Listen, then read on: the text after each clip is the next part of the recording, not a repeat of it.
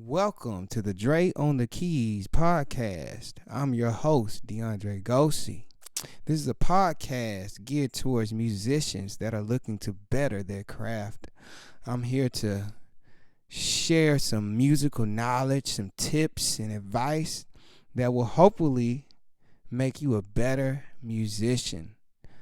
I primarily emphasize in jazz and gospel, R&B, neo soul as a keyboard player, but this podcast will be useful for any instrument. So sit back, relax, and enjoy the show. Today we are going to be talking about practice strategies, practice, how to practice, plan and practice, being effective in practice, making the most of your practice time. As a musician, we spend 90% of our time in the practice room.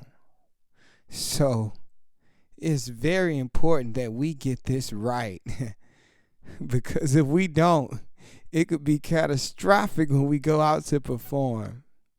So I'm not going to waste a lot of time here. Let's get into some practical strategies and advice that I've found to be very effective in practice. So, tip number one.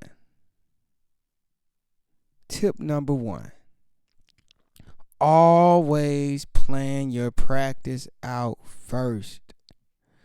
Don't go into the practice room or to your instrument and you don't know what you're going to practice.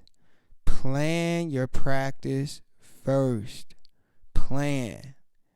This eliminates the the tendency of musicians to go in and just jam, and you sit down for 45 minutes and you just jam. You didn't work on anything. You just jammed. So you want to plan out your practice. Every morning when I get up, I open up my Sessions app. I know it's available on Android. I would imagine it's available on Apple iOS devices as well. But it's called Sessions. And basically it's an app where you can plan out your practice sessions. It tracks your practice sessions. It tracks your practice times. I'll leave a link in the notes, in the show notes below. But definitely check out the Sessions app. So what I do is, when I wake up in the morning, I always plan my practice sessions out first. And I break them up into 3 to 4 categories depending on what I have going on that week. The first category is technique. So, technique would be scales. Technique for pianist would be chord voicings. Technique would be arpeggios. It's getting the physical aspect of playing. Technique may be long tones for a horn player. Technique may be vocal warm-ups for a vocalist. But technique is very important. So if I have an hour and I'm dividing things up into the 3 sections, I'll set a timer for 20 minutes. 20 minutes, technique. Today I believe I worked on the altered scale over a sharp 9, sharp 5 chord in my left, and I ran that through all 12 keys. 20 minutes on technique. Gotta hit your technique every day. That's how you're able to execute the musical ideas that you have in your mind. The second section, category, if you will, would be language. As musicians, as improvisers, we always have to be acquiring more language. So for me, that would be transcribing a piece of Corey Henry language for today, maybe 4 to 8 bars, 20 minutes. If I catch it real fast, take that same piece of language Take that same piece of language, put it through a couple different keys.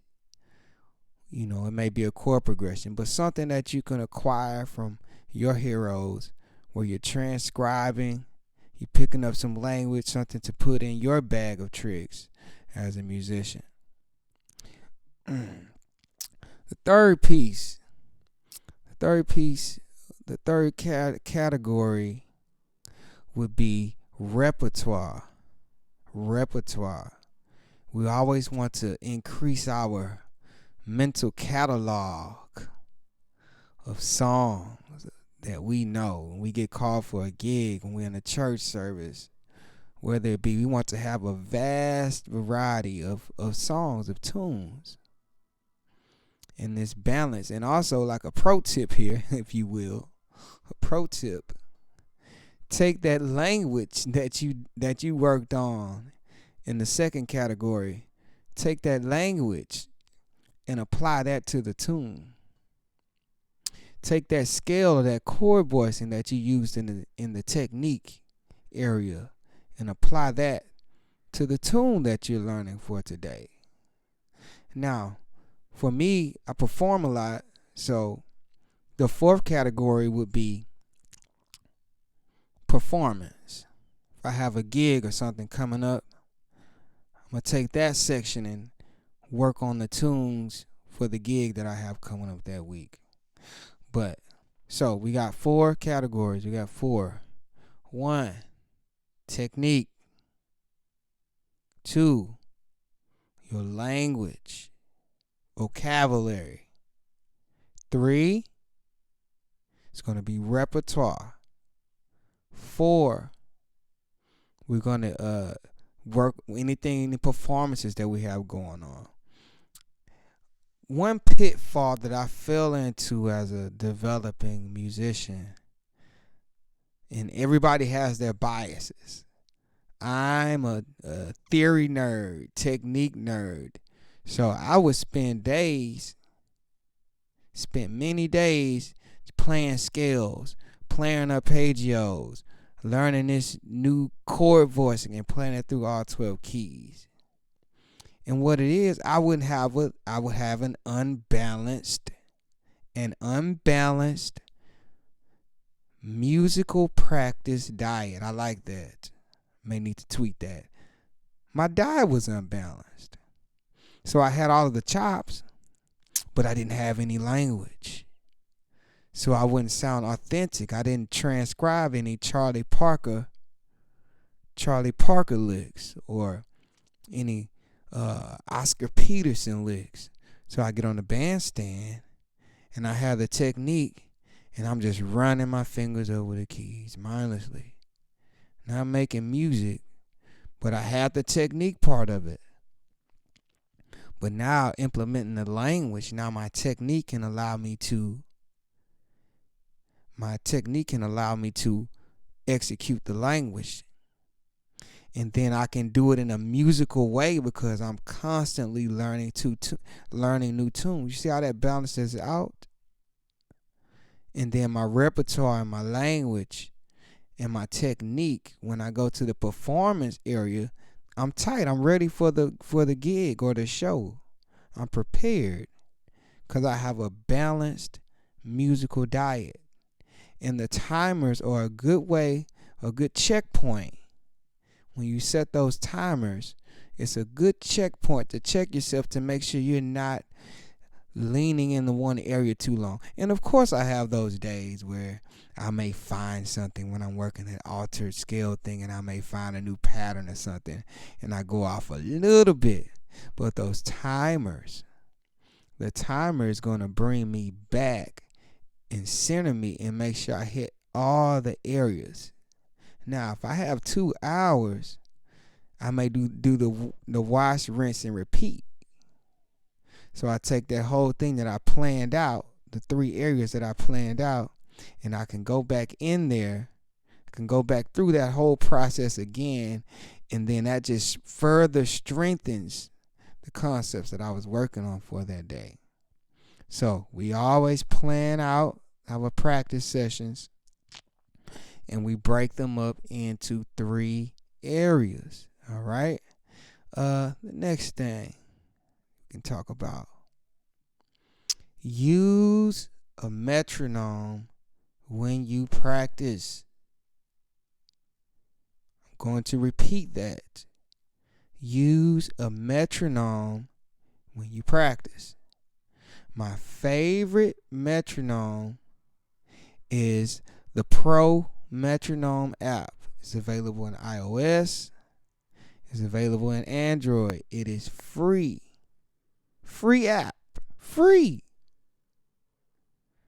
I do a lot of jam sessions, and I have a lot of musicians come on the bandstand. And if the timing is not there, it just kills the vibe.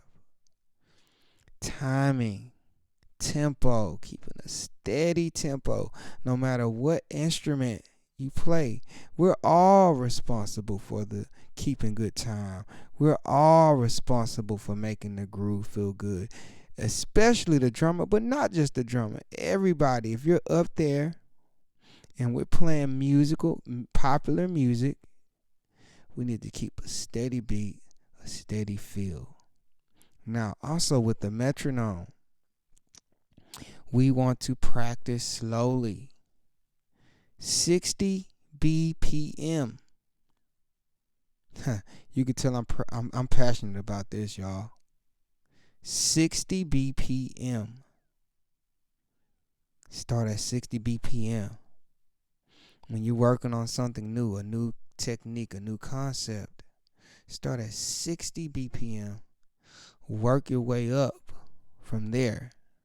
But sometimes, honestly, my metronome doesn't leave 60 BPM. If I want to play it faster, I use a different subdivision. So if I was playing in quarter notes, I'm going to go to quarter note triplets. Then I go to eighth notes and eighth note triplets. 16th notes, 16th note triplets. And that time is just clicking there, and I'm checking myself against the metronome. But definitely use the metronome. Practice slowly. Use the metronome. Practice slowly. Let's see. So I just covered plan your practice. Break your practice up into sections. I hit 4 buckets. It may look different for you. I have to hit the technique. I have to hit my language. Grab a new language, transcribe, and build in my ears. 3rd bucket, repertoire. And my 4th bucket, performance music. Music for service, music for shows, all that good stuff. I practice slowly with a metronome. Now, some apps, some tools that you can use. I've kind of foreshadowed to this point, but some of the tools that I use. Pro Metronome, of course. The reason I like Pro Metronome, it has a timer built into the app, so you can tap at the side of the screen, and you can set your timer for 20 minutes, and set your metronome. Play your scales 20 minutes with the metronome. Keeps you focused. It's also the layout is very beautiful layout. It's pleasing to look at. You can watch the blocks light up. It has a lot of different functionality.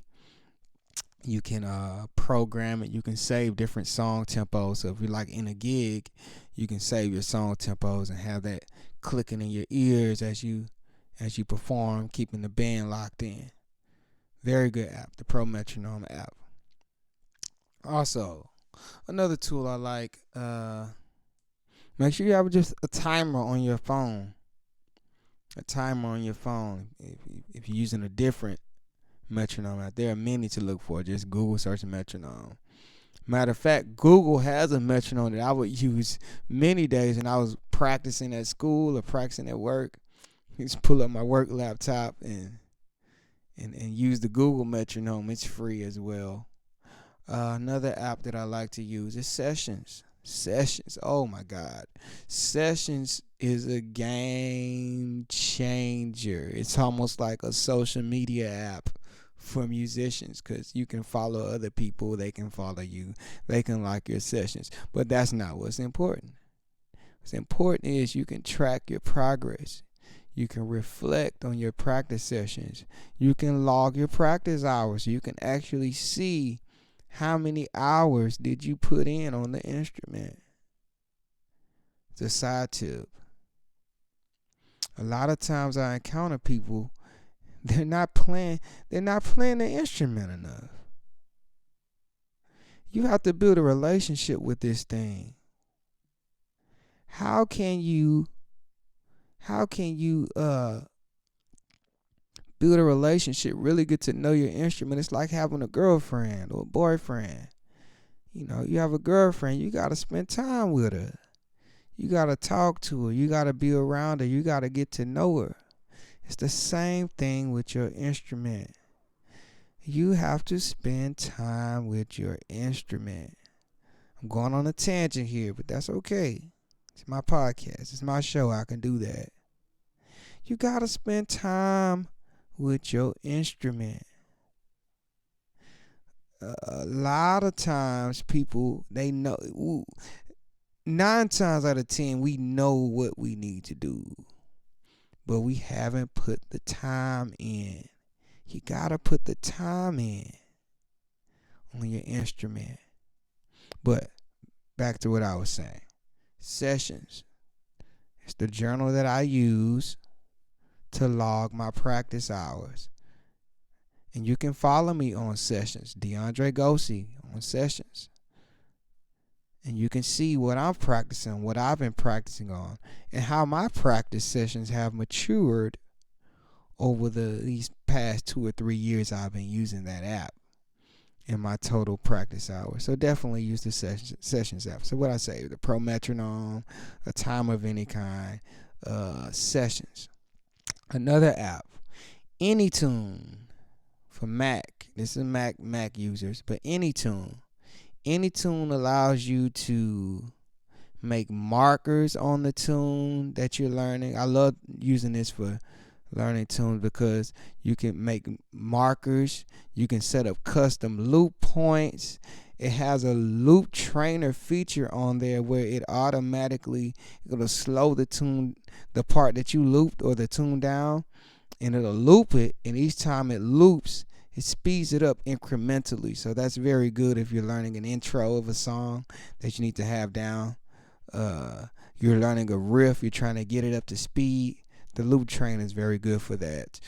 You can slow the tune down, you can speed the tune up. You can, what else you can do on there? You can change the key of the tune. If you got a lick, I used this the other day. You can change the key of the tune. You got a lick that you're trying to learn in all 12 keys. You can play along with them so you can get that phrasing and the feel as well in the different keys. Very powerful tune, AnyTune. So yes, if you have the Pro Metronome, you got Sessions, you got AnyTune. Those are 3 powerful apps. Also, YouTube. I found out it's a lot of people that don't know on YouTube. You can slow down the music on YouTube and it doesn't change the key.